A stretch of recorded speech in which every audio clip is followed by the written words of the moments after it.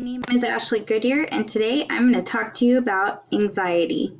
Palm sweating, heart racing, body shaking, uncontrollable thoughts racing through my mind, feeling as if I was crawling out of my own skin. As I sat in that chair waiting to be called on, thoughts just wouldn't stop racing through my mind. Worry was taking over me. Was I good enough for this job? Was I going to answer the questions correctly, or was I going to freeze up? If I did get the job, could I handle this huge change in my life when I was dealing with these worries and fears? This is an experience that I dealt with head on with anxiety. Today, I'm going to talk to you and introduce you to anxiety, the definition of it, and some history on the topic. So as you imagined earlier with me, one of my many experiences that I have had with anxiety, many people suffer from this disorder. Actually, 40 million people suffer from anxiety.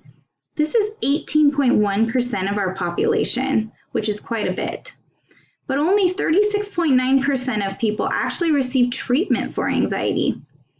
They develop from risk factors including genetics, brain chemistry, personality, and life events. These are triggers. Anxiety is one of the most common and treatable disorders, though.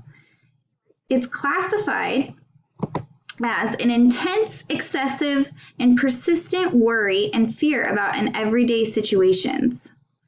Everyone deals with anxiety at one point or another in their lives. It can be a brief moment or persistent, affecting your everyday life. No matter to what extent, it is very hard to deal with.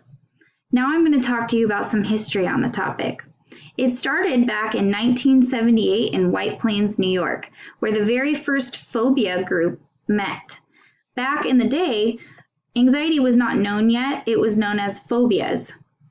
In 1980, a small group founded the Phobia Society of America. This is when research started happening and people started realizing that it was more than just a simple issue. As technology proceeded, so did the advancement in linking phobias to anxiety. They discovered links between panic attacks and abnormal blood flow in the brain and discovered and tested various therapies and medications for it. Today, we continue to close the gap and advance our research to help those who suffer from anxiety. Everyone deals with anxiety at one point or another in their life, whether it's taking a test, a job interview, a speech. It's everywhere. Anxiety has many physical and emotional symptoms, ways to manage it, and services to help deal with it. Now I'm going to pass you off to Ashley, who's going to go more in depth with you about the symptoms and ways to manage it. Thank you.